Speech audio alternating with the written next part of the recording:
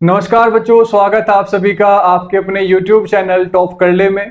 आज का जो लेक्चर होने वाला है बच्चों हमारा वो है क्लास 10th साइंस का जो चैप्टर हम पढ़ रहे हैं लाइफ प्रोसेस।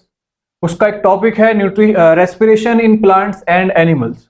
इससे पहली वीडियो के अंदर हमने जो है न्यूट्रिशन समझा, प्लांट्स के अंदर भी समझा, एनिमल्स के अंदर भी समझा। जो आज का वीडियो है वो है respiration in plants and animals के बारे में, जिसको आज हम एक ही लेक्चर के अंदर कोशिश करेंगे खत्म करने की। तो चलिए सबसे पहले समझते हैं कि वो कौन से टॉपिक हैं जो आज के लेक्चर में हम पढ़ेंगे। तो बच्चों सबसे पहले हम समझेंगे रेस्पिरेशन क्या होता है, इसके साथ साथ हम समझेंगे रेस्पिरेशन के टाइप्स के बारे में। नेक्स्ट जो टॉपिक होगा वो होगा ब्रीथिंग क्या होता है और ब्रीथिंग का मैकेनिज्म क्या होता है, यानी कि डिफरेंस हमें समझना है कि रेस्पिरेशन और ब्रीथिंग में क्या अंतर है। तीसरा होगा ह्यूमन रेस्पिरेटरी सिस्टम। नेक्स्ट है बच्चों रेस्पिरेशन इन प्लांट्स, और फिर साथ ही साथ हम ये भी समझेंगे कुछ दूसरे जो ऑर्गेनिज्म होते हैं उनके अंदर रेस्पिरेशन की प्रोसेस जो है वो किस तरीके से होती है। तो ये आज के लेक्चर के टॉपिक रहने वाले हैं, तो ये आप ध्यान रखेंगे, ठीक है। इनको एक एक करके हम समझने वाले हैं। वीडियो को शुरू करने से पहले मैं आपको बता देता हूं, किसी भी तरह का कोई डाउट अगर आपको आता है तो टेलीग्राम चैनल का जो लिंक है वो आपको सबसे पहली पिन कमेंट के अंदर दिया गया है, उसको जाकर आप ज्वाइन करिए। और कोई भी आपका डाउट आता है या किसी भी लेक्चर की जो वीडियो डालते हैं उसकी नोटिफिकेशन आपको वहां पर मिल जाएगी। पीडीएफ जो नोट्स हम डालते हैं लेक्चर की भी, या हैंड रिटन जो नोट्स डालते हैं, वो सारी चीजें आपको वहां पर अवेलेबल होंगी, तो आप उसको ज्वाइन कर सकते हैं। कोई और सजेशन आपका है तो उसको आप कमेंट कर सकते हैं। तो चलिए शुरुआत करते हैं और सबसे पहले समझते हैं बच्चों कि रेस्पिरेशन क्या होता है। तो बच्चों जब हम रेस्पिरेशन की बात करते हैं तो रेस्पिरेशन का मतलब है जो फूड हमने खाया है, यानी जब हम न्यूट्रिशन पढ़ रहे थे तो न्यूट्रिशन के अंदर हमने पढ़ा था फूड के बारे में। तो आपको ये ध्यान रखना है कि जो फूड हमने खाया है उससे आपको क्या मिलती है, एनर्जी मिलती है। क्या मिलती है बच्चों? एनर्जी मिलती है। तो फूड के डाइजेस्ट होने पर एनर्जी मिलने तक की जो प्रोसेस है उसको क्या कहा जाता है? रेस्पिरेशन कहा जाता है। क्या बोलते हैं उसको? रेस्पिरेशन बोलते हैं। डेफिनेशन क्या कहती है?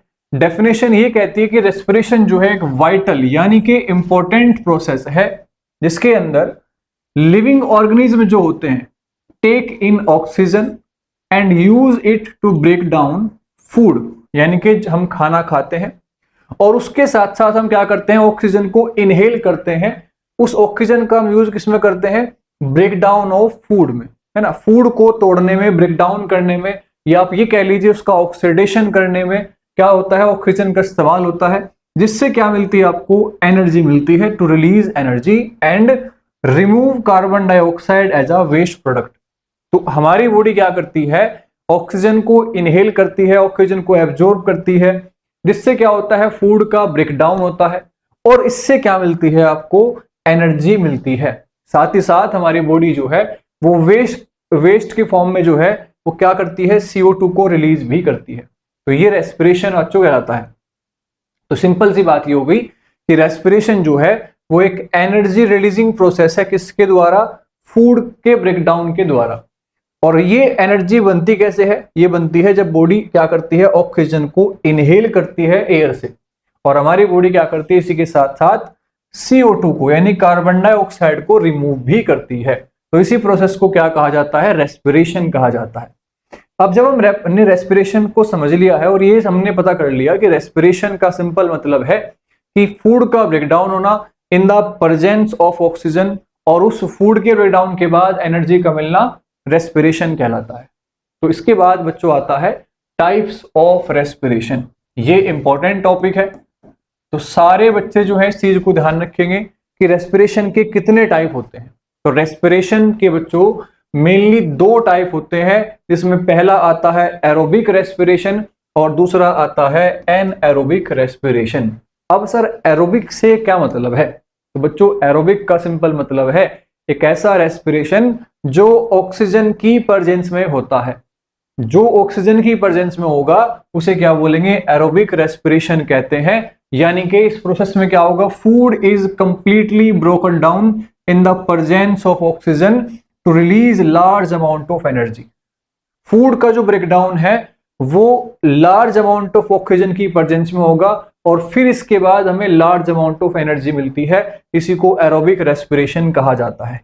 क्या क्या फीचर्स होते हैं, क्या क्या विशेषताएं होती हैं किसकी, एरोबिक रेस्पिरेशन की, ये भी आपको समझना जरूरी है। सबसे पहले पॉइंट आप याद रखेंगे, जब भी एरोबिक रेस्पिरेशन की बात होगी तो बच्चों एरोबिक रेस्पिरेशन मतलब जो ऑक्सीजन की प्रेजेंस में होता है। इसके साथ साथ कंप्लीट ब्रेकडाउन होता है किसका, ग्लूकोज का, ठीक है, या फूड का कह सकते हैं। और इसके बाद आपको मिलती है लार्ज अमाउंट ऑफ एनर्जी। तो लार्ज अमाउंट ऑफ जो एनर्जी आपको मिलती है वो किसकी फॉर्म में मिलती है बच्चों, एटीपी की फॉर्म में मिलती है। एटीपी माने, एटीपी का मतलब होता है बच्चों, यहां पर लिख देता हूं मैं, एटीपी का मतलब होता है एडिनोसिन ट्राइफॉस्फेट, एडिनोसिन ट्राइफॉस्फेट, इस फॉर्म में आपको एनर्जी मिलती है। और जब एरोबिक रेस्पिरेशन होता है, फूड का एक मॉलिक्यूल ब्रेकडाउन होता है या ग्लूकोज का एक मॉलिक्यूल ब्रेकडाउन होता है, तो आपको 38 एटीपी एनर्जी मिलती है, ये भी आपको याद रखना है। और जो एंड प्रोडक्ट है बच्चों, जो एज अ वेस्ट बचता है इसमें से, वो क्या होती है, वो होती है CO2 गैस एंड वाटर। और ये जो प्रोसेस है, ये जो प्रोसेस है पूरी एरोबिक रेस्पिरेशन की, ये कहां पर होती है बच्चों, माइटोकॉन्ड्रिया के अंदर होती है। माइटोकॉन्ड्रिया, हाँ वही माइटोकॉन्ड्रिया जिसको हम क्या बोलते हैं, power house of the cell कहते हैं। क्या बोलते हैं, power house of the cell.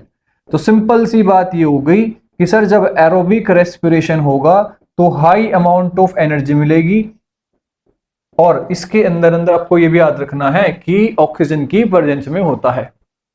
ठीक है, चलो मैं रिएक्शन भी आपको समझाऊंगा, आप चिंता मत करिए इसकी।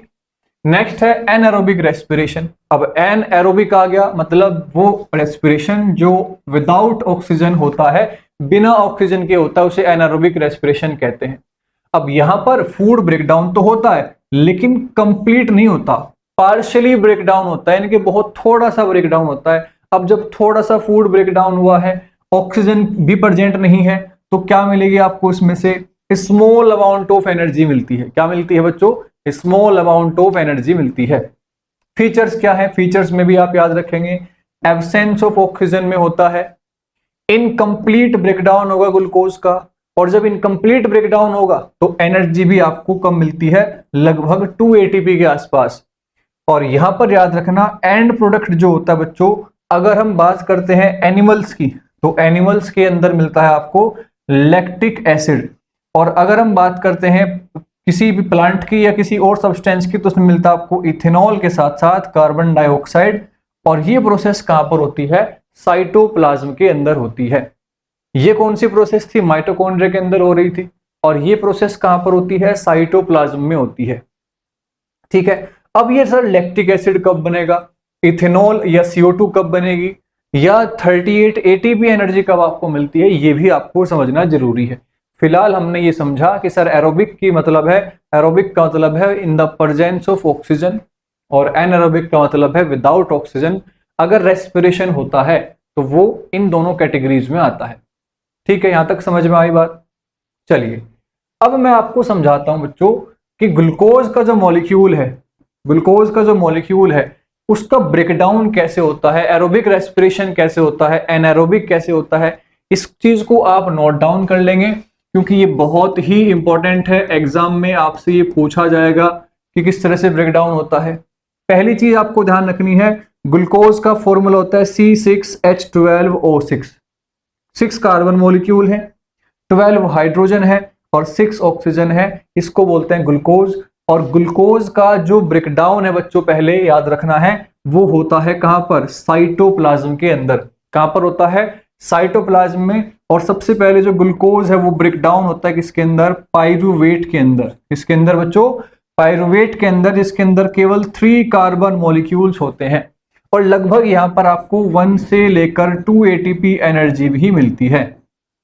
ठीक है, और जो फॉर्मूला है पाइरूवेट का वो होता है C3H4O3। फॉर्मूला आपके लिए इंपॉर्टेंट नहीं है, आपको बस ये ध्यान रखना है कि ग्लूकोज का मॉलिक्यूल सबसे पहले साइटोप्लाज्म के अंदर ब्रेकडाउन होगा किसमें, पाइरूवेट के अंदर। और पाइरूवेट में कितने कार्बन होते हैं, 3 कार्बन के मॉलिक्यूल है। यानी कि यहां तक की प्रोसेस तो सेम रहेगी, चाहे वो एरोबिक रेस्पिरेशन आप कह लीजिए, चाहे एनारोबिक रेस्पिरेशन कह लीजिए। इसके बाद की कहानी आपको समझनी है। तो पाइरूवेट में याद रखेंगे, अगर इसको ऑक्सीजन नहीं मिल पाती, अगर एब्सेंस ऑफ ऑक्सीजन है, it means anaerobic respiration है। कैसा है बच्चों? एन एरोबिक रेस्पिरेशन है। ठीक है, यहां तक आपको समझ में आ गया। तो बच्चों अगर पाइरुवेट को ऑक्सीजन नहीं मिल पाती तो एनएरोबिक रेस्पिरेशन है। और ये प्रोसेस खास करके कहां पर होती है? ईस्ट के अंदर होती है। कहां पर होती है? ईस्ट के अंदर होती है। और यहां से आपको मिलता है इथेनॉल, जिसका फॉर्मूला होता है C2H5OH। और इथेनॉल के साथ साथ आपको मिलती है कार्बन डाइऑक्साइड एंड लगभग 2 ATP एनर्जी की आपको मिलती है। ठीक है, और इस प्रोसेस को कहा जाता है बच्चों फर्मेंटेशन ऑफ ईस्ट। क्या बोलते हैं बच्चों? Fermentation of east. तो याद रखना है, जब ईस्ट का फर्मेंटेशन होगा तो आपको जो प्रोडक्ट मिलता है वो क्या होता है? इथेनॉल होता है। और इथेनॉल के साथ साथ आपको मिलती है carbon dioxide gas and 2 ATP energy. ठीक है, इसीलिए जो ईस्ट है उसका इस्तेमाल हम खास करके जब हम केक बनाते हैं तो उसका जो डो होता है, जो केक का डो होता है, उसके अंदर हम इसको ईस्ट को डालते हैं, क्योंकि ये क्या करता है? उसको फुला देता है। क्यों फुलाता है? क्योंकि इसमें से CO2 गैस को निकलती है। ये भी आपको मैंने बता रखा है। नेक्स्ट, अगर हम बात करें एरोबिक रेस्पिरेशन की, तो एरोबिक रेस्पिरेशन से पहले आपको एक और प्रोसेस समझाता हूं उसकी। देखो, एक तो यहां पर है एनारोबिक के अंदर कि ऑक्सीजन कंप्लीटली एब्सेंट हो, ऑक्सीजन हो ही ना। दूसरा इसके अंदर आता है कि ऑक्सीजन तो है लेकिन कम मात्रा में है। यानी कि यहां पर अब तो आप ये बोल सकते हैं कि एब्सेंस ऑफ ऑक्सीजन है, या आप कह सकते हैं कि लेस ऑक्सीजन प्रेजेंट है। क्या प्रेजेंट है बच्चों? Less oxygen. और ये प्रोसेस खास करके कहां पर होती है? हमारी मसल सेल के अंदर होती है, ह्यूमन बींग्स के अंदर होती है, मसल सेल में। और मसल सेल में क्या होता है? जब पायरुवेट जो है उसको ऑक्सीजन नहीं मिल पाती या कम ऑक्सीजन मिलती है तो वो ब्रेकडाउन होता है किसके अंदर? लैक्टिक एसिड के अंदर। और लैक्टिक एसिड बनने के साथ साथ क्या होता है? साथ में एनर्जी मिलती है, वही सेम लगभग 1 से 2 ATP एनर्जी आपको यहां पर मिलेगी, जो कि बहुत ही लो अमाउंट है। ठीक है, फॉर्मूला क्या है लैक्टिक एसिड का? C3H6O3। ये भी एनारोबिक रेस्पिरेशन का ही पार्ट है। अब इसमें आप याद रखेंगे, जब आप जो मान लीजिए, मैं इसके बारे में आपको सवाल भी पूछूंगा अभी, कि जब लैक्टिक एसिड बॉडी के अंदर बनता है तो क्या दिक्कत इससे होती है, क्या परेशानी होती है, इसके बारे में हम डिस्कस करेंगे आगे। नेक्स्ट है एरोबिक रेस्पिरेशन, जो कि प्रेजेंस ऑफ ऑक्सीजन में होता है। और ये प्रोसेस कहां पर होती है बच्चों? माइटोकॉन्ड्रिया के अंदर होती है। और माइटोकॉन्ड्रिया क्या करता है? पायरुवेट को कंप्लीटली ब्रेक डाउन करता है, किसमें? Carbon dioxide plus H2O and 38 ATP energy आपको यहां से मिलती है। इसी को हम क्या बोलते हैं? Aerobic respiration. तो ग्लूकोज के ब्रेकडाउन के ये 3 पाथवे हैं, 3 रास्ते हैं, जिसमें से 2 एनारोबिक रेस्पिरेशन है, एक कंप्लीट एब्सेंस ऑफ ऑक्सीजन है यहाँ पर, और दूसरे में लेस ऑक्सीजन प्रेजेंट है, और तीसरा है आपका प्रेजेंस ऑफ ऑक्सीजन यानी कि एरोबिक रेस्पिरेशन। यहां तक की बात आई थिंक सबको क्लियर होगी, जल्दी से मुझे बताएंगे, फिर आगे बढ़ते हैं। एक बार तीनों रिएक्शन देख लीजिए अच्छे तरीके से। ठीक,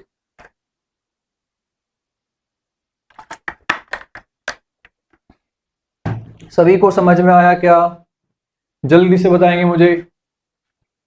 नेक्स्ट है बच्चों, अब मैं आपसे सवाल ये पूछ रहा था कि अगर बॉडी में लैक्टिक एसिड बनता है तो क्या इससे कोई प्रॉब्लम भी होती है? तो बिल्कुल होती है। जब बॉडी को, मान लीजिए आप ऐसे नॉर्मल स्टेज में खड़े हैं, फिलहाल आप जो है कोई मूवमेंट नहीं है आपकी बॉडी में, आप रुके हुए हैं, ठीक है, और आप जो है अचानक से दौड़ना स्टार्ट कर दें, ठीक है, अभी आपकी बॉडी रिलैक्स मोड में थी और अचानक से हम क्या कर दें? दौड़ना स्टार्ट कर दें, तो बॉडी जब एकदम से मूवमेंट में आती है, ठीक है, अब उस कंडीशन में क्या होता है? बॉडी को ज्यादा ऑक्सीजन की रिक्वायरमेंट होती है, लेकिन बॉडी को उतनी ऑक्सीजन एकदम से नहीं मिल पाती, जो हमारे लंग्स है उन तक वो पूरी ऑक्सीजन नहीं पहुंच पाती है। तो इससे क्या होता है? लेस ऑक्सीजन की प्रेजेंस में, लेस ऑक्सीजन की प्रेजेंस में जो पायरुवेट है वो लैक्टिक एसिड में टूटना स्टार्ट हो जाता है, ठीक है। और जब बॉडी में लैक्टिक एसिड बनता है बच्चों, तो इससे क्या हो सकते हैं? मसल्स के अंदर क्रैम्प्स पड़ सकते हैं, है ना, मसल में जो है क्रैम्प्स पड़ सकते हैं। यही सेम प्रोसेस होती है किसी एथलीट के साथ, जो लोग दौड़ते हैं या रनिंग करते हैं या कोई एथलीट होता है, अगर वो बिना वार्म अप के, बिना बॉडी को तैयार करे एकदम से अचानक दौड़ना स्टार्ट कर दे, तो कई बार क्या होता है? उसकी बॉडी में लैक्टिक एसिड बनना स्टार्ट होता है, और लैक्टिक एसिड बॉडी में क्या करता है? मसल क्रैम्प्स को लाता है। कारण है कि जब आप इंटेंस एक्सरसाइज कर रहे हैं तो उसी के हिसाब से आपको ऑक्सीजन भी चाहिए, लेकिन ऑक्सीजन की सप्लाई जो है मसल्स में क्या हो जाती है? कम हो जाती है, और जैसे ही मसल के अंदर ऑक्सीजन की सप्लाई कम होगी तो ये एनाएरोबिक रेस्पिरेशन होगा, जिससे पायरुवेट लैक्टिक एसिड में कन्वर्ट होगा, और लैक्टिक एसिड में कन्वर्ट होने के बाद बॉडी क्या करती है, बॉडी H पॉजिटिव आयन जो है मसल्स में इकट्ठा होते हैं, जिससे क्या होता है, मसल्स के अंदर इरिटेशन होती है, मसल फाइबर कई बार ब्रेकडाउन भी हो सकते हैं। तो इससे आपकी बॉडी में क्या होगा, एक पेन होगा। ठीक है, इसी को बोलते हैं आप जो है मसल क्रैम्प्स और या लैक्टिक एसिड फॉर्मेशन जो आपकी बॉडी में होती है। ठीक है, यहां तक समझ में आ गई। अब इसका तरीका क्या है बच्चों, इससे बचने का क्या तरीका है कि जब भी आप कोई स्पोर्ट्स में है, कोई रनिंग कर रहे हैं, तो आप क्या करेंगे, सबसे पहले प्रॉपर वार्म अप करेंगे, बॉडी को अच्छे से हाइड्रेट कर लेंगे, है ना, अच्छे से पानी वानी पी लेंगे।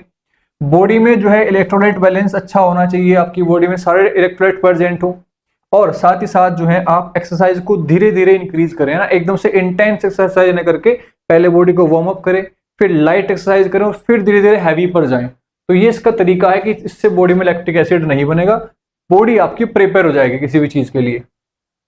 समझ में आई के बात, ये इंपॉर्टेंट था, आपको उसके बारे में ध्यान रखना है। नेक्स्ट आता है बच्चों सबसे इंपॉर्टेंट टॉपिक आज के लेक्चर का, और वो है ह्यूमन रेस्पिरेटरी सिस्टम, जिसको हम कह सकते हैं respiration in human beings. Respiration in human beings. तैयार हो समझने के लिए? चले आगे। चलिए, पहले पानी जरूरी है, क्योंकि अभी बताया हमने, है ना, हाइड्रेट रहना जरूरी है, बॉडी में पानी की कमी नहीं होनी चाहिए। चलिए समझते हैं ह्यूमन रेस्पिरेटरी सिस्टम। सबसे पहले आपको बता देता हूं कि ह्यूमन रेस्पिरेटरी सिस्टम के अंदर कौन कौन से पार्ट होते हैं। तो बच्चों सबसे पहला आता है नेसल कैविटी। क्या आता है? नेसल कैविटी, यानी कि आपका जो ये नोज का एरिया है। उसके बाद आते हैं नोस्ट्रिल्स। ये जो दो होल्स आपको आपकी नाक में दिखाई दे रहे हैं, इसको क्या बोलते हैं? नोस्ट्रिल्स बोलते हैं। जी सर, इसका तो हमें पता है, हमने कई बार जो है नोस्ट्रिल्स के अंदर जो है ऐसे उंगली भी डाली हुई है। अरे आ जाइए वापस यहाँ पर। नेक्स्ट आता है बच्चों ऑरल कैविटी, यानी कि आपका जो माउथ का एरिया है, जिसको हम बकल कैविटी भी बोलते हैं। हम ऑलरेडी पढ़ चुके हैं इसके बारे में। फेर्नेक्स भी हम पढ़ चुके हैं बच्चों। नेक्स्ट आता है बच्चों उसके बाद लैरिंक्स, यानी कि वॉइस बॉक्स, इसके बारे में हमने समझा है, कुछ आज समझेंगे। नेक्स्ट आता है ट्रैकिया, यानी कि विंड पाइप भी इसको कहा जाता है। ट्रैकिया के बाद आता है हमारे राइट लंग, यानी कि जो राइट फेफड़ा होता है हमारा। उसके बाद इधर आएंगे तो आपको इधर मिलेगा क्या? अब लंग्स के अंदर आप देख पा रहे होंगे, इसके अंदर देख पा रहे होंगे कि यहाँ से ना जो विंड पाइप है, इसको हमने ट्रैकिया कहा है, वो दो हिस्सों के अंदर बढ़ चुका है ना, दो पार्ट में डिवाइड हो गया है। इसको बोलते हैं ब्रोनकाई। क्या बोलते हैं? ब्रोनकाई। और ये कहां पर जाती है? ये राइट लंग्स के अंदर भी जाएगा, और ये जो लेफ्ट लंग है उसके अंदर भी जाएगा। इसके बाद जाकर नेक्स्ट आगे जाकर ये छोटी छोटी ब्रांचेज में डिवाइड हो रखा है। इन ब्रांचेज को बोलते हैं ब्रोनक्यूल्स। क्या बोलते हैं बच्चों? ब्रोनक्यूल्स। और ब्रोनक्यूल्स के जस्ट ऊपर आपको दिख रहा होगा इस तरह से बलून लाइक स्ट्रक्चर है ना, देखो यहाँ पर देखो, ठीक है। ये जो बलून लाइक स्ट्रक्चर है इसको बोलते हैं एल्वियोली या एयर सैक्स बोलते हैं इसको, ठीक है, जहां पर हवा इकट्ठी होती है, एल्वियोली कहा जाता है। और जस्ट इसके नीचे आपको ये एक मेम्ब्रेन टाइप का दिखाई दे रहा है, देखो ये, इस मेम्ब्रेन को क्या कहते हैं बच्चों? इसको बोलते हैं डायफ्राम। क्या बोलते हैं? डायफ्राम। तो इन सभी पार्ट्स के बारे में आपको एक एक करके समझना है, और यही आपका जो टॉपिक है उसको बोलते हैं ह्यूमन रेस्पिरेटरी सिस्टम। ठीक है, चलिए एक एक करके इसको समझेंगे। सबसे पहले आता है बच्चों नोज, उसके बाद नोस्ट्रिल्स, और तीसरा नेसल पैसेज। तीनों को एक साथ ही कवर करता हूं। सबसे पहले नोज क्या है? नोज एक एक्सटर्नल ऑर्गन है जिसको हम रेस्पिरेशन में इस्तेमाल करते हैं। बहुत बेसिक सी बात है भाई, सांस कहां से लेंगे आप? या तो माउथ के थ्रू सांस लेते हैं या नाक के थ्रू आप सांस लेते हैं, तो रेस्पिरेशन के अंदर इस्तेमाल होता है। It helps to filter warm and moisture air. इसका जो मेन काम है वो क्या है? हवा को फिल्टर करना, उसको गर्म करना, और साथ ही साथ उसके अंदर मॉइस्चर को ऐड कर देना। ये नोज का काम होता है हमारे। नोस्ट्रिल्स क्या है? नोस्ट्रिल्स मैंने आपको बताया था, दो एक्सटर्नल ओपनिंग्स है नोज के अंदर, जो क्या काम करती हैं? अलाउ करती हैं एयर को बॉडी में एंटर करने के लिए, है ना। यहां से आपकी जो एयर है वो एंटर करती है नोस्ट्रिल्स के थ्रू। इसके बाद वो होकर गुजरती है नेसल पैसेज से। ये जो नोज का रास्ता है ना, ये जो नोस्ट्रिल्स के बाद जिसका रास्ता है हवा के जाने का, उसको नेसल पैसेज बोलते हैं, जहां पर ही ये तीन काम होते हैं, फिल्ट्रेशन होगा, वार्म होगी एयर और मॉइस्ट होगी। अब सर ये काम कैसे होता है? तो याद रखना बच्चों, आपके जो नॉस्ट्रिल्स है यानी कि जो नेसल पैसेज का एरिया है, इसके अंदर प्रेजेंट होते हैं छोटे छोटे से हेयर्स, है ना। यहां पर प्रेजेंट है क्या? Thin hairs. ठीक है, एक मिनट रुकेंगे, इसको मैं दूसरे कलर से लिखता हूं। सबसे पहले नोज के अंदर क्या होंगे बच्चों? थिन हेयर्स होंगे, और इन हेयर्स के साथ साथ नोज के अंदर ही प्रेजेंट होता है म्यूकस। क्या प्रेजेंट होगा? म्यूकस।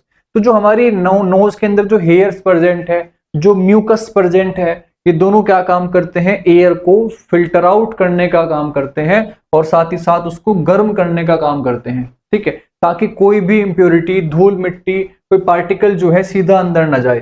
तो वार्म एयर क्या होती है? बॉडी के अंदर एंटर होती है, किसके थ्रू? नॉस्ट्रिल्स और नेसल पैसेज के थ्रू। ठीक है, यहां तक समझ में आई बात? इसके बाद अगला काम आता है इसमें किसका? फेरनेक्स का काम आता है। तो फेरनेक्स क्या काम करता है बच्चों? फेरनेक्स एक ऐसा पैसेज है जिसमें से हवा भी गुजरती है, और साथ ही साथ जो हम खाना खाते हैं वो फूड भी गुजरता है। अब आपके दिमाग में सवाल ये आ रहा होगा कि सर ये दोनों काम कैसे हो सकते हैं? एक ही पाइप है, उसमें से खाना भी जाएगा, उसमें से हवा भी जाएगी। तो ये काम ये हमें कैसे पता करते हैं कि सर ये फूड इधर को जाएगा और एयर इधर की साइड से जाएगी? इसको भी आगे पढ़ेंगे। तो उसका मेन काम क्या है? It carries air from the nasal cavity और माउथ टू द लैरिंक्स। हवा को लेकर कहां पर पहुंचेगा? लैरिंक्स तक पहुंचेगा। लैरिंक्स को बच्चों क्या कहा जाता है? इसको वॉइस बॉक्स कहा जाता है। इसको क्या बोलते हैं? वॉइस बॉक्स कहा जाता है।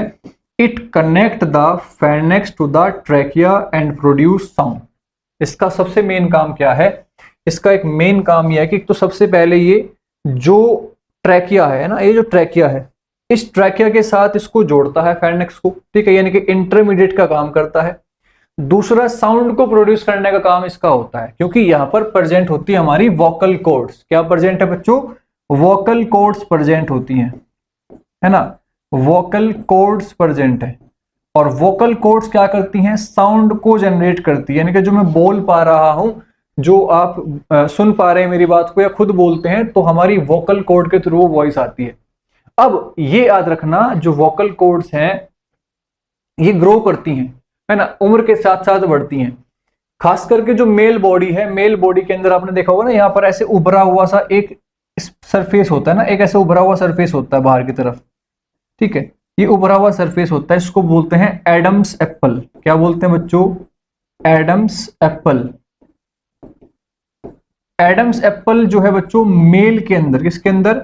मेल के अंदर इसकी ग्रोथ आपको बिल्कुल अलग से दिखाई दे जाएगी।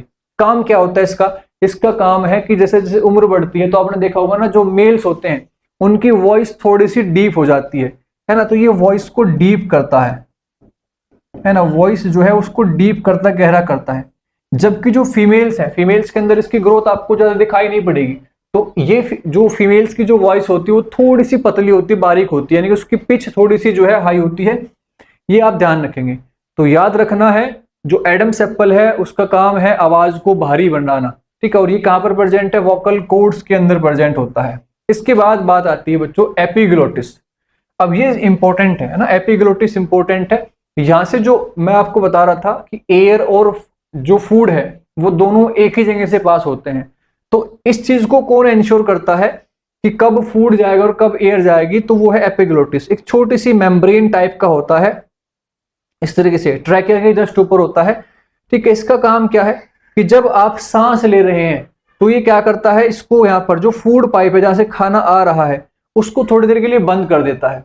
तो जैसे एयर एंटर होगी तो एयर चली जाएगी, उसके बाद एपिग्लोटिस ओपन होगा, और एपिग्लोटिस को ओपन होने के बाद क्या होगा, जो फूड है उसको जो है एंट्री कराएंगे आप इसमें। ठीक है, तो उसने कहा कि it is a flap like structure of cartilage.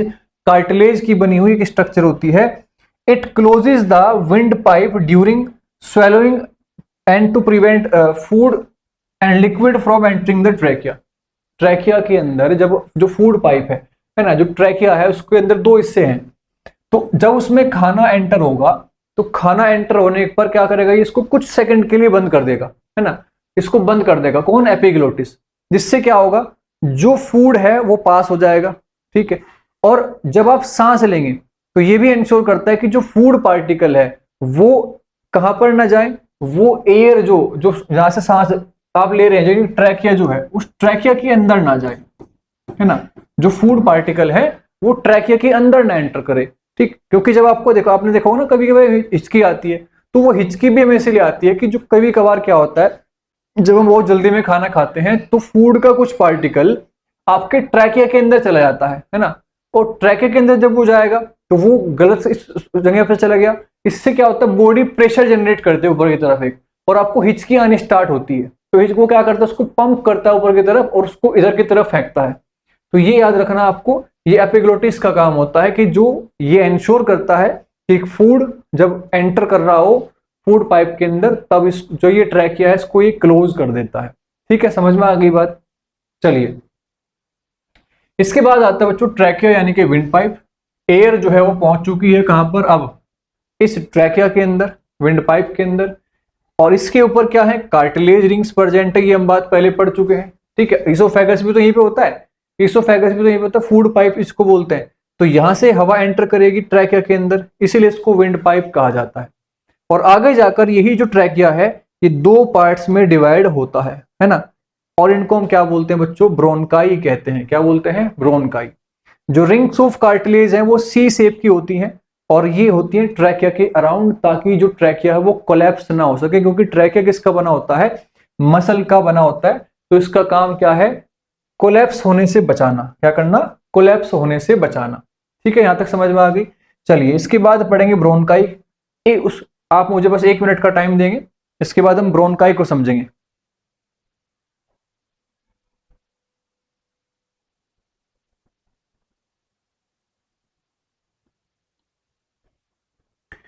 चलिए बच्चों, अब हम समझते हैं ब्रोनकाई के बारे में। तो जब मैं ब्रोनकाई की बात करता हूं तो जब ट्रैकिया ट्रैकिया जो है वो दो पार्ट्स में डिवाइड होता है और ये दोनों पार्ट्स जो है इसको बोलते हैं ब्रोनकाई। अब जो ब्रोनकाई है बच्चों वो दोनों लंग्स के अंदर जाएगी, वो राइट लंग्स के अंदर भी जाएगी और लेफ्ट लंग के अंदर भी जाएगी, है ना। जो लेफ्ट लंग है उसके अंदर भी जाएगी। ठीक है, यानी कि दो पार्ट्स में डिवाइड होगा ट्रैकिया, दो पार्ट्स में डिवाइड होकर कहां पहुंचेगा, लंग्स के अंदर पहुंचेगा। ठीक है, और एयर लेकर जाएगा किसमें, दोनों लंग्स के अंदर। इसके बाद आप देख रहे होंगे जो ब्रोनकाई है वो छोटी छोटी ब्रांचेज में डिवाइड हो गया है। इन ब्रांचेज को क्या कहते हैं, इन ब्रांचेज को बोलते हैं बच्चों क्या, ब्रोनक्यूल्स। क्या कहते हैं, ब्रोनक्यूल्स। तो ब्रोनक्यूल्स क्या है, स्मॉल ब्रांचेज हैं जो एयर को और डीप लेकर जाती है लंग्स के अंदर, यानी कि जो लंग्स है उनके अंदर बिल्कुल डीपली उसको लेकर जाएगी ऑक्सीजन को। ठीक है, हर दोनों के अंदर। इसके बाद लंग्स में जो है यहां पर जो सबसे इसका जो ये टिप है, जो ब्रोनक्यूल्स का टिप होता है यहां पर सबसे ऊपर, ये जो है ना बलून लाइक स्ट्रक्चर होती है ना, इस तरह की बलून लाइक स्ट्रक्चर होती है, इसको बोलते हैं एल्वियोली। यहां पर इसको आप देख सकते हैं। ठीक है, यहां पर दिखाया गया, इसको क्या बोलते हैं बच्चों, एल्वियोली कहते हैं। एल्वियोली क्या है, बलून लाइक स्ट्रक्चर है, या आप कह सकते हो छोटे छोटे से जो है ना एयर सैक्स है जिसके अंदर हवा इकट्ठी रहती है। और इसका जो काम होता है वो होता है एयर को एक्सचेंज करना, यानी कि ऑक्सीजन को एब्जॉर्ब करना बॉडी के अंदर और CO2 को वापस जो है यहां पर लंग्स में वापस लेकर आना। लंग्स से ऑक्सीजन बॉडी के अंदर जाएगी और बॉडी से CO2 वापस लंग्स के अंदर एब्जॉर्ब होगी। ये काम किसका होता है, एल्वियोली का काम होता है, यानी कि ये एयर को एक्सचेंज करने का काम करता है। O2 को एब्जॉर्ब मतलब इनहेल कर लेता है और CO2 को जो है एक्सहेल करता है ना, लंग्स के थ्रू वो बाहर निकलती है यहां से। तो ये भी आप याद रखेंगे, एल्वियोली का ये काम होता है। अब एल्वियोली जो है ना वो एक्सपेंड कर सकती है। एल्वियोली क्या कर सकती है, एक्सपेंड कर सकती है, क्योंकि इसमें हवा जब भरती है तो ये एक्सपेंड होती है। ठीक है, ये बहुत बड़ा सरफेस एरिया कवर कर सकती है, लगभग ये 80 मीटर स्क्वायर का जो एरिया होता है वो कवर कर सकती है। अगर मान लीजिए हम एल्वियोली को निकालकर ऐसे फैला देना एक रूम के अंदर, तो बच्चों ये याद रखना है आपको कि ये 80 मीटर स्क्वायर तक का एरिया कवर कर सकती है। तो आप समझ सकते हैं कि इनके अंदर कितना स्पेस होता होगा, कितनी ऑक्सीजन को ये होल्ड कर सकती हैं। तो याद रखेंगे, ये थी सारी चीजें इसके अंदर। अब बारी आती है इसके बाद नेक्स्ट डायफ्राम की। अब बच्चों डायफ्राम क्या है, डायफ्राम जो ये मेम्ब्रेन आपको दिखाई दे रही है इसके नीचे, इसको डायफ्राम बोलते हैं, है ना। ये जो स्ट्रक्चर आपको दिखाई दे रही है डायफ्राम है। तो डायफ्राम जो है वो एक डोम शेप मसल है, डोम शेप में यानी कि इस तरह की, है ना, इस तरह की जो है शेप में होता है। तो डोम शेप मसल है जो लंग्स के जस्ट नीचे प्रेजेंट होती है। इसका काम होता है it contracts and moves down during inhalation. जैसे आप सांस लेते हैं, आपने सांस भरा, तो सांस भरने के बाद क्या करेगा, ये जो डायफ्राम है वो नीचे की तरफ जाएगा, है ना। डायफ्राम क्या होगा, वो नीचे की तरफ जाएगा और कॉन्ट्रैक्ट हो जाएगा, सिकुड़ जाएगा। And relaxes and moves up during exhalation. अब मैं आपको समझाता हूं, देखो ये डोम शेप का डायफ्राम है, आपने सांस भरा, है ना, आपने सांस भरा, चलो मेरे साथ कपालभाति करेंगे सब बच्चे, जल्दी से जल्दी तैयार हो जाओ। ऐसे डोम शेप है, तो ऐसे क्या करा, जब हमने सांस भरा तो ये ऐसे फ्लैट हो जाएगा और फ्लैट होने के बाद ऐसे नीचे आ जाएगा। ठीक है, यहाँ तक समझ में आ गई। जैसे ही आप सांस छोड़ेंगे, सांस छोड़ने के बाद ये फिर से डोम शेप में आ जाता है। ठीक है, तो ये आप याद रखेंगे कि ये एक्सहेलेशन और इनहेलेशन में हेल्प करता है। मैं इसको आगे समझाऊंगा अभी और अच्छे से जब हम ब्रीथिंग के बारे में पढ़ेंगे। नेक्स्ट आता है बच्चों थोरेसिस कैविटी। थोरेसिस कैविटी मतलब क्या है बच्चों, ये जो स्पेस है ना, ये देखो ये हमारी रिब्स हैं, ये हमारी पसलियां हैं, इनको बोलते हैं रिब्स। ये जो स्ट्रक्चर आपको दिखाई दे रही है बोनी स्ट्रक्चर, जिसके अंदर जो लंग्स है प्रेजेंट है, ये जो बोनी स्ट्रक्चर है, यहाँ पर हमारा हार्ट होता है ना। जो हमारा लेफ्ट वाला जो लंग है, लेफ्ट लंग जो होता है वो साइज में थोड़ा सा छोटा होता है, क्योंकि जस्ट यहीं पर हमारा हार्ट प्रेजेंट है। जो राइट लंग है वो थोड़ा सा बड़ा होता है साइज के अंदर। तो यहाँ पर क्या है, यहाँ पर हार्ट भी प्रेजेंट है। तो लंग्स हार्ट जहां पर प्रेजेंट है, जिस पोर्शन के अंदर प्रेजेंट है, इस बोनी स्ट्रक्चर के अंदर, अगर मैं इनको दोनों को निकाल दूं तो एक खाली स्पेस बचेगा। तो इसी को बोलते हैं थोरेसिस कैविटी। क्या बोलते हैं बच्चों, थोरेसिस कैविटी इसको कहा जाता है। जो खाली स्पेस बचेगा लंग्स और हार्ट को निकालने के बाद, ये ऐसा मान लीजिए कि जहां पर हार्ट और लंग्स प्रेजेंट है उसको क्या बोलते हैं, थोरेसिस कैविटी बोलते हैं। ये क्या काम करता है, ये इन दोनों को प्रोटेक्ट करता है, हार्ट को भी और हमारे साथ साथ इसके साथ साथ लंग्स को भी जो है। ठीक है, इसको रिब केज कहा जाता है ना, इसको क्या बोलते हैं, रिब केज बोलते हैं। ये आप याद रखेंगे। तो डायफ्राम समझ में आ गया, थोरेसिस कैविटी आपको समझ में आ गई। अब इसके बाद चलते हैं आगे। तो बच्चों नेक्स्ट है प्रोसेस ब्रीथिंग। अब आप समझते हैं डायफ्राम का असल काम क्या होता है ना। डायफ्राम का असल काम क्या है, तो जब हम सांस भरते हैं यानी कि इनहेल करते हैं, इनहेलेशन और सांस को छोड़ना एक्सहेलेशन, तो इनहेलेशन और एक्सहेलेशन की जो प्रोसेस है इसी को क्या कहा जाता है, ब्रीथिंग कहा जाता है। तो जब आप सांस भरेंगे, डायफ्राम क्या होगा बच्चों, कॉन्ट्रैक्ट होगा एंड मूव्स डाउन। कॉन्ट्रैक्ट होने के बाद क्या होगा, डाउन चला जाएगा ना, नीचे की तरफ जाएगा। ठीक है, rib cage moves up and out. सांस आप भर के देखिए, आप यहां पर जो आपकी रिब केज है वहां पर उंगली रखेंगे और सांस भरेंगे तो आपको क्या फील होगा, जो आपकी रिब्स है ना, जो आपकी पसलियां हैं वो लिफ्ट अप हो रही है, ऊपर की तरफ जा रही है। तो रिब्स क्या होंगी, वो ऊपर की तरफ जाएंगी और डायफ्राम जो है वो ऐसे फ्लैट हो जाएगा और नीचे की तरफ जाएगा, ताकि जो लंग्स है हमारे उनके अंदर ज्यादा हवा भर सके। तो ये स्पेस क्रिएट करते हैं। नेक्स्ट है चेस्ट कैविटी, जो है वो इंक्रीज होती है। सांस भरने पर जो ये चेस्ट कैविटी है ये क्या होगी बच्चों, ऐसे इंक्रीज होगी बाहर की तरफ, क्योंकि हवा भर गई है अब लंग्स के अंदर, तो चेस्ट कैविटी एक्सपेंड होती है। नेक्स्ट है air moves into the lungs. हवा जो है लंग्स के अंदर भर जाती है। जब हवा लंग्स के अंदर भरेगी तो लंग्स क्या होंगे, एक्सपेंड होंगे। जब लंग्स एक्सपेंड होंगे तो चेस्ट कैविटी जो है ना, चेस्ट कैविटी हमारी इंक्रीज होगी। इंक्रीज होने पर डायफ्राम डाउन चला जाएगा, फ्लैट हो जाएगा और रिब्स जो हैं वो लिफ्ट अप हो जाएंगे। इस प्रोसेस को बोलते हैं इनहेलेशन प्रोसेस। क्या बोलेंगे, इनहेलेशन। एक्सहेलेशन जस्ट इसका उल्टा है। जैसे ही आप सांस छोड़ेंगे, सांस छोड़ने पर क्या होगा, डायफ्राम रिलैक्स हो जाएगा। क्या हो जाएगा, डायफ्राम पहले ऐसे था, है ना, कॉन्ट्रैक्ट हो रखा था, अब रिलैक्स होगा तो वापस डोम शेप में आ जाएगा। ठीक है, अपर है ना, ऊपर की तरफ लिफ्ट करेगा और जो रिब्स हैं, रिब्स जो है वो नीचे की तरफ आएंगी, क्योंकि जो चेस्ट कैविटी है वो कॉन्ट्रैक्ट होती है। सांस छोड़ने पर जब हवा लंग्स के अंदर से बाहर निकलती है तो लंग्स जो है वो कॉन्ट्रैक्ट होते हैं, सिकुड़ते हैं। इससे क्या होगा, चेस्ट कैविटी डिक्रीज होगी और हवा जो है वो लंग्स से बाहर आ जाएगी। ठीक है, अब ऐसा होगा कैसे, जब आप सांस भर रहे हैं तो सांस के साथ बॉडी में जा रही है ऑक्सीजन। ठीक है, ऑक्सीजन जा रही है तो वो एक्सपेंड हो रहा है, और जब आप सांस छोड़ रहे हैं तो बॉडी से बाहर क्या आ रही है, कार्बन डाइऑक्साइड। जब कार्बन डाइऑक्साइड बॉडी से बाहर निकल जाएगी तो वो कॉन्ट्रैक्ट हो जाएगा। ये प्रोसेस जो थी बच्चों उसको बोलते हैं ब्रीथिंग प्रोसेस। यहाँ तक की बात आपको समझ में आई क्या? जल्दी से मुझे बता देंगे एक बार सब बच्चे। चलिए आगे बढ़ते हैं। इसके बाद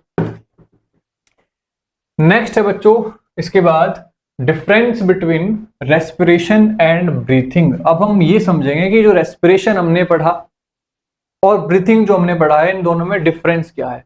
तो सबसे पहले आप याद रखेंगे कि सर रेस्पिरेशन का मतलब आपने बताया था कि ऑक्सीजन की प्रेजेंस में फूड का ब्रेकडाउन होना, है ना? क्या बताया था मैंने? Breakdown of food, breakdown of food in presence of O2, है ना? ऑक्सीजन की प्रेजेंस में फूड का ब्रेकडाउन होना, और उसके बाद हमें एनर्जी मिलने की जो प्रोसेस थी उसको हमने रेस्पिरेशन कहा था। लेकिन ब्रीथिंग की जब हम बात करते हैं तो ब्रीथिंग एक फिजिकल प्रोसेस है जिसमें हम क्या करते हैं? इनहेल और एक्सहेल करते हैं। ऑक्सीजन को इनहेल करते हैं और CO2 को एक्सहेल करते हैं, छोड़ते हैं। समझ आ गई बात? रेस्पिरेशन जबकि एक केमिकल प्रोसेस है। रेस्पिरेशन क्या है? केमिकल प्रोसेस है, एक मेटाबॉलिक प्रोसेस है, और ये फिजिकल प्रोसेस होती है।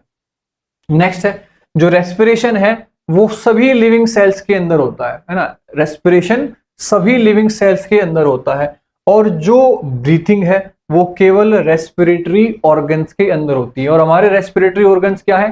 वो है लंग्स। ठीक है, तो सभी के जो रेस्पिरेटरी ऑर्गन्स है वो अलग अलग होते हैं। एक्वेटिक एनिमल्स के अलग होते हैं। हमारे पास क्या प्रेजेंट है? लंग्स प्रेजेंट है। इसका काम है एनर्जी को बनाना, किसके थ्रू? फूड के थ्रू एनर्जी को बनाना। और इसका काम है सप्लाई करना, किसको? ऑक्सीजन को सप्लाई करना बॉडी के अंदर, और CO2 को वहां से रिमूव करने का, CO2 को रिमूव करने का। इससे आपको एनर्जी मिलती है, लेकिन इस प्रोसेस से आपको एनर्जी नहीं मिलती है, यानी कि ब्रीथिंग से आपको एनर्जी नहीं मिलेगी। इसके अंदर याद रखना, include inhalation and exhalation and also cellular respiration. जब हम रेस्पिरेशन की बात करते हैं तो वहां पर सांस लेना भी, सांस छोड़ना भी, और उसी के साथ साथ जो रेस्पिरेशन है, सेल के अंदर जो ऑक्सीजन पहुंचती है, ये सारा रेस्पिरेशन कहलाता है। लेकिन यहां पर केवल इनहेलेशन, सांस को भरना, और सांस को छोड़ना, एक्सहेलेशन, यही इंक्लूड होता है। तो ये डिफरेंस है बच्चों रेस्पिरेशन और ब्रीथिंग के अंदर। ये आपको समझ में आ गया होगा मेरे हिसाब से। चलिए अगला टॉपिक पढ़ते हैं। ठीक है, नेक्स्ट टॉपिक बच्चों आता है रेस्पिरेशन इन एक्वेटिक ऑर्गेनिज्म। जो एक्वेटिक ऑर्गेनिज्म है, यानी कि जो पानी में रहने वाले जीव जंतु हैं, उनके अंदर जो रेस्पिरेशन की प्रोसेस है वो कैसे होती है। अब पहली चीज आप ये समझ लीजिए कि उनके अंदर रेस्पिरेशन ऐसे नहीं होता जैसे हमारे अंदर हो रहा है। उनके अंदर ये प्रोसेस थोड़ी डिफरेंट तरीके से होती है। हम क्या करते हैं, जो ऑक्सीजन हम ले रहे हैं, जो फील कर रहे हैं ऑक्सीजन को हम, वो एक फ्री ऑक्सीजन है। क्या है बच्चों? फ्री। अब फ्री का मतलब ये मत समझ लेना कि सर फ्री मिल रही है। फ्री का मतलब है कि वो हमारे इन्वायरमेंट में फ्रीली फॉर्म में है ना? फ्री फॉर्म में ऑक्सीजन के मॉलिक्यूल घूम रहे हैं हमारे आसपास। तो हम क्या करते हैं? डायरेक्टली उसको इनहेल कर सकते हैं। ठीक है, लेकिन जो एक्वेटिक ऑर्गेनिज्म उनके वो ऐसा नहीं कर सकते, क्योंकि वो पानी के अंदर रहते हैं। और पानी के अंदर बच्चों याद रखना, ऑक्सीजन फ्री फॉर्म में नहीं होती, बल्कि कैसे होती है? डिसोल्व फॉर्म में होती है ना? कैसे होती है बच्चों? डिसोल्व ऑक्सीजन होती है। अब उनको दो काम करने हैं। उनको क्या करना है? पहले उस डिसोल्व ऑक्सीजन को वहां से निकालना है H2O के अंदर से, उसके बाद वो इनहेल करेंगे। उसके बाद क्या करेंगे? वो इनहेल करेंगे। ठीक है, तो याद रखना है इनके पास लंग्स नहीं होते, इनके पास में जो रेस्पिरेटरी ऑर्गन है इनका, उससे क्या बोलते हैं? गिल्स बोलते हैं। क्या बोलते हैं बच्चों? गिल्स। यानी कि जैसे फिश है, जो मछलियां होती हैं, उनके पास में क्या होते हैं? इस तरह से गिल्स होते हैं ना। ये जो माउथ है, माउथ के अंदर, माउथ की पिछली साइड पर क्या होते हैं? यहाँ पर गिल्स होते हैं। तो गिल्स क्या है? इनके रेस्पिरेटरी ऑर्गन है। नेक्स्ट है, gills have thin lamellae and rich blood supply for efficient gaseous exchange. तो ये क्या काम करती है? पानी एंटर करता है माउथ के अंदर, और वो पानी जाता है गिल्स के अंदर। गिल्स का काम होता है उस पानी के अंदर से डिसोल्व ऑक्सीजन को निकालना। इसके बाद जो एक्स्ट्रा वाटर है, ये इसको क्या करती है? बॉडी से बाहर छोड़ देती हैं। ठीक है, तो ये प्रोसेस कंटिन्यूअस चलती रहती है इनके अंदर। तो ये क्या करती हैं बच्चों? डिसोल्व ऑक्सीजन को इनहेल करती हैं। इसी वजह से आपने देखा होगा जो एक्वेटिक ऑर्गेनिज्म है वो बहुत तेज तेज सांस लेते हैं, यानी कि जो उनका रेस्पिरेशन प्रोसेस है वो फास्ट है किसके मुकाबले? टेरेस्ट्रियल जो जमीन पर रहने वाले जीव जंतु हैं, क्योंकि हमारे पास क्या है, फ्री ऑक्सीजन प्रेजेंट है। आपको डिजोल्व ऑक्सीजन नहीं निकालने पानी के अंदर से, आपको फ्री फॉर्म में मिल रही है ऑक्सीजन। नेक्स्ट एग्जांपल समझेंगे इसकी, जैसे मान लो फिश है, वो भी गिल्स के थ्रू सांस लेती है, डिजोल्व ऑक्सीजन लेती है पानी के अंदर से। इसके अंदर पानी में रहने वाले एक जीव और है प्रॉन, प्रॉन के पास भी गिल्स होते हैं, ठीक है। इसके अलावा स्नेल भी ऐसा ही काम करती है, स्नेल भी क्या करती है, इनके पास भी गिल्स होते हैं। तो ये जो है एक्वेटिक ऑर्गेनिज्म जो है वो गिल्स के थ्रू अपना रेस्पिरेशन करते हैं। समझ में आ गई, क्योंकि इनको क्या करना है बच्चों, डिजोल्व ऑक्सीजन, जो ऑक्सीजन वाटर में प्रेजेंट है उसको इनहेल करना है, तो इनका काम ज्यादा होता है हमारे से। इसी वजह से सवाल पेपर में आता है, एक इंपॉर्टेंट क्वेश्चन पेपर में आता है कि why respiration is faster in aquatic organism than terrestrial organism. जो जीव जंतु पानी के अंदर रहते हैं उनका जो रेस्पिरेशन प्रोसेस है वो जमीन पर रहने वाले जीवों से फास्ट क्यों होता है, यानी कि वो तेजी से सांस कैसे लेते हैं। तो इसका सिंपल आपको याद रखना है कि भाई हमें क्या करना है, हमें जो ऑक्सीजन मिलती है वो फ्री फॉर्म में मिल रही है, लेकिन जो एक्वेटिक ऑर्गेनिज्म है उनको ऑक्सीजन क्या है, डिजोल्व ऑक्सीजन है, जो कि पानी के अंदर प्रेजेंट है। तो वो पहले क्या करेंगे, उस ऑक्सीजन को क्या करेंगे, उस वाटर के अंदर से निकालेंगे, किसके थ्रू, गिल्स के थ्रू, और उसके बाद क्या करते हैं, वो उसको इनहेल करते हैं, ठीक है। जबकि हमारे पास क्या है, हमारे पास लंग्स है और आपको क्या मिल रही है, फ्री फॉर्म में ऑक्सीजन मिलती है, फ्री फॉर्म ऑक्सीजन आपको मिलती है। समझ में आ गई बात। तो इसी वजह से क्या करते हैं, इनकी जो ऑक्सीजन डिमांड है, ऑक्सीजन डिमांड इनकी बहुत होती है, ठीक है, इनकी ऑक्सीजन डिमांड काफी होती है। ऐसे बोल सकते हो कि हाई एनर्जी डिमांड होती है सर्वाइवल के लिए, इनको ज्यादा एनर्जी चाहिए होती है। इस वजह से जो है ये इनका जो रेस्पिरेशन है वो फास्टर होता है किसके मुकाबले, टेरेस्ट्रियल ऑर्गेनिज्म के मुकाबले। समझ में आ गई बात बच्चों। यहाँ पर सारी चीजें लिखी हुई हैं कि जो एक्वेटिक ऑर्गेनिज्म है must pass a large amount of water over gills continuously, gills के थ्रू उनको लगातार पानी को पास करना पड़ता है, क्योंकि उनकी एनर्जी डिमांड बहुत हाई है। अपने सर्वाइवल के लिए उनको एनफ ऑक्सीजन निकालनी पड़ती है, किसके अंदर से, वाटर के अंदर से, इसीलिए वो बहुत तेज तेज सांस लेते हैं, ठीक है। समझ में आ गई बात। ये क्वेश्चन इंपॉर्टेंट है, आप इसको याद कर लेंगे, पढ़ लेंगे। नेक्स्ट है बच्चों रेस्पिरेशन इन टेरेस्ट्रियल ऑर्गेनिज्म। जो जीव पानी के अंदर नहीं, जमीन के ऊपर रहते हैं, उनके अंदर रेस्पिरेशन कैसे होता है। तो ये डिपेंड करता है कि वो किस तरह का ऑर्गेनिज्म है। अगर मान लीजिए ह्यूमन बींग्स है, तो ह्यूमन बींग्स कैसे सांस लेंगे बच्चों, अपने लंग्स के थ्रू सांस लेंगे। लेकिन अगर मान लीजिए वो ग्रास होपर है, ठीक है, कॉकरोच है ना, कॉकरोच जनता पार्टी सुना होगा ना आपने, तो कॉकरोच है, हाउस फ्लाई है, मॉस्किटो है, तो ये सब क्या करते हैं, इनकी बॉडी के ऊपर प्रेजेंट होते हैं स्पाइरेकल्स। क्या प्रेजेंट है बच्चों, स्पाइरेकल्स या ट्यूब लाइक स्ट्रक्चर। इनकी बॉडी पे क्या होता है, ट्यूब लाइक स्ट्रक्चर प्रेजेंट होती है, जिसको क्या बोलते हैं, स्पाइरेकल्स बोलते हैं, ठीक है। चाहे वो कॉकरोच हो, ग्रास होपर हो, हाउस फ्लाई हो या फिर मॉस्किटो हो, इन सभी के पास में स्पाइरेकल्स प्रेजेंट होते हैं, जिसके थ्रू ये क्या करते हैं, रेस्पिरेशन करते हैं, सांस लेते हैं या अपनी मेटाबॉलिक प्रोसेस करते हैं। यहां तक बात समझ में आ गई। बाकी आपको इसके बारे में ज्यादा कुछ नहीं पढ़ना, आपको सिंपल इतना याद रखना है कि जो ये छोटे ऑर्गेनिज्म है, grasshopper, cockroach, house fly, mosquito, ये स्पाइरेकल्स के थ्रू सांस लेते हैं। इनके पास में ट्यूब लाइक सिस्टम होता है पूरी बॉडी के ऊपर, उसके थ्रू ये क्या करते हैं, रेस्पिरेशन करते हैं, ठीक है। नेक्स्ट अगर हम बात करें बर्ड्स के अंदर, लिजर्ड्स के अंदर, डॉग्स में, फ्रॉग में, ह्यूमन बींग्स के अंदर, तो इन सब के पास क्या होते हैं, जैसे बर्ड्स हैं तो जैसे पिजन है, पिजन के पास क्या होंगे, लंग्स प्रेजेंट होंगे। ह्यूमन बींग है, ह्यूमन बींग के पास भी लंग्स प्रेजेंट होंगे। फ्रॉग के पास भी क्या होता है, लंग्स भी होते हैं, और स्किन के थ्रू भी ये सांस लेता है ना, स्किन के थ्रू भी रेस्पायर कर सकता है। जब क्या करेगा, जब वाटर के अंदर है, क्योंकि ये दोनों जगह रह सकता है, तो जब वाटर के अंदर रहेगा तब अपनी स्किन के थ्रू सांस लेगा, और जब जमीन पे रहेगा तब अपने लंग्स के थ्रू सांस लेता है। तो उसके पास डबल मैकेनिज्म है सांस लेने का। डॉग्स के पास लंग्स होते हैं, ठीक है, लंग्स के थ्रू सांस लेता है। लिजर्ड्स के पास भी लंग्स होते हैं, उसके थ्रू ये सांस लेते हैं, ठीक है। तो याद रखना है रेस्पिरेशन की प्रोसेस हर ऑर्गेनिज्म में डिफरेंट डिफरेंट हो सकती है। यहां पर आपको बहुत छोटी छोटी एक एक लाइन की चीजें याद करनी है। नेक्स्ट आता है जो respiration in unicellular organism. Unicellular का मतलब जो सिंगल सेल वाले ऑर्गेनिज्म हैं उनके अंदर जो रेस्पिरेशन की प्रोसेस है, सिंगल सेल वाले जो ऑर्गेनिज्म हैं उनके अंदर रेस्पिरेशन की प्रोसेस कैसे होती है, तो उनके पास में कोई स्पेशलाइज्ड रेस्पिरेटरी ऑर्गन नहीं होता है। पहली चीज तो ये समझ लीजिए।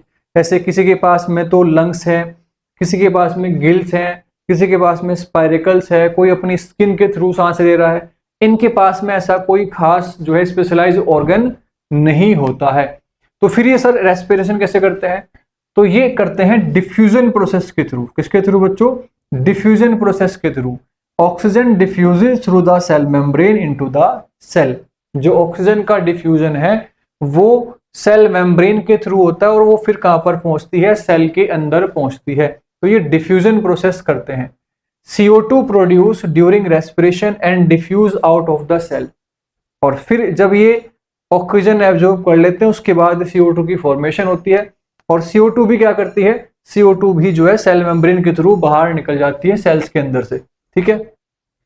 The entire cell surface take part in the exchange of gases. जो कंप्लीट सरफेस है, जो इनकी कंप्लीट सरफेस है वो पूरी ही रेस्पिरेशन में हिस्सा लेती है। ठीक है, यानी कि ये कहीं से भी रेस्पिरेशन कर सकते हैं। ये इनकी सेल मेम्ब्रेन है, यहां से ऑक्सीजन एंटर करेगी, सेल्स के अंदर पहुंचेगी और फिर यहीं से क्या होगा, ये CO2 को रिलीज भी कर सकते हैं। तो जितने भी यूनिसेलुलर ऑर्गेनिज्म है उनके अंदर क्या होता है, डिफ्यूजन प्रोसेस के थ्रू वो क्या करते हैं, रेस्पिरेशन करते हैं। चाहे वो अमीबा हो, पैरामीशियम हो या इवलिना हो या फिर ईस्ट की हम बात करें, इन सब के अंदर क्या होता है, डिफ्यूजन प्रोसेस होती है। बात समझ में आ गई सबको। आज का आखिरी टॉपिक बच्चों, और इसमें हम पढ़ेंगे रेस्पिरेशन इन प्लांट्स। क्या पढ़ेंगे बच्चों, रेस्पिरेशन इन प्लांट्स। बड़ा सिंपल मैकेनिज्म है, एक ही लाइन में आपको समझ में आ जाएगा। प्लांट्स का काम होता है ऑक्सीजन को take in oxygen from the air and release CO2 during respiration. ठीक है, अब इसमें दोनों चीजें आ सकती हैं, मैं आपको समझा देता हूं। प्लांट भी दोनों काम कर सकते हैं। ठीक है, यहां से क्या होगा, जो रेस्पिरेशन होता है इनके अंदर, respiration occurs in all living cells of the plant. ठीक है, और it takes place day and night. Respiration दिन के अंदर भी करते हैं प्लांट्स और रात के अंदर भी करते हैं। Oxygen is used to break down food glucose to release energy, यानी कि इसमें आप पे थोड़ा सा मुझे लगता है मिस्टेक है। कार्बन डाइऑक्साइड जिसमें उल्टा लिखा हुआ है, मैं आपको समझा देता हूं। प्लांट्स के अंदर क्या होता है बच्चों, प्लांट्स के अंदर सबसे पहले क्या होता है, ये इक्वेशन उल्टी लिखी हुई है। प्लांट्स में क्या होता है, प्लांट CO2 को एब्जॉर्ब करते हैं ना, ये थोड़ा मिस्टेक है पेज, मैं आपको शायद अलग से समझा देता हूं। प्लांट्स क्या करेंगे बच्चों, जब प्लांट्स रेस्पिरेशन करते हैं, ठीक है, दो चीजें हैं, देखो मैं आपको बताता हूं। एक तो रेस्पिरेशन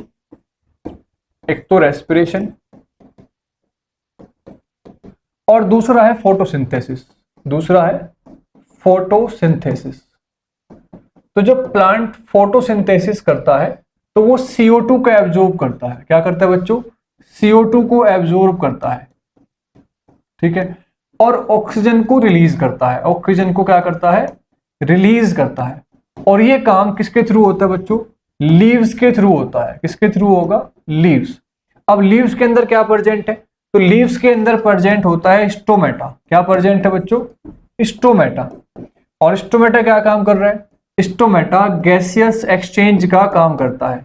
क्या काम करता है, गैसियस एक्सचेंज का काम करता है। ये चीज हम समझ चुके हैं।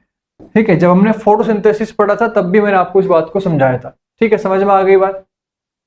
इसी के साथ साथ ऐसा नहीं कि प्लांट हमेशा CO2 को ही एब्जॉर्ब करेगा और ऑक्सीजन को छोड़ेगा। प्लांट जो है रात के समय क्या करते हैं, इसका उल्टा भी करते हैं। तो प्लांट क्या करते हैं, प्लांट जो है ऑक्सीजन को एब्जॉर्ब करना स्टार्ट कर देते हैं। मोस्टली प्लांट ऐसा करते हैं। और CO2 को क्या करते हैं, CO2 को रिलीज करना स्टार्ट कर देते हैं। ठीक है, CO2 को रिलीज करते हैं। तो ये कहां पे होता है, ये नाइट टाइम में होता है। ये कब होता है बच्चों, नाइट टाइम में। और ये कब होता है, ये होता है ड्यूरिंग डे टाइम।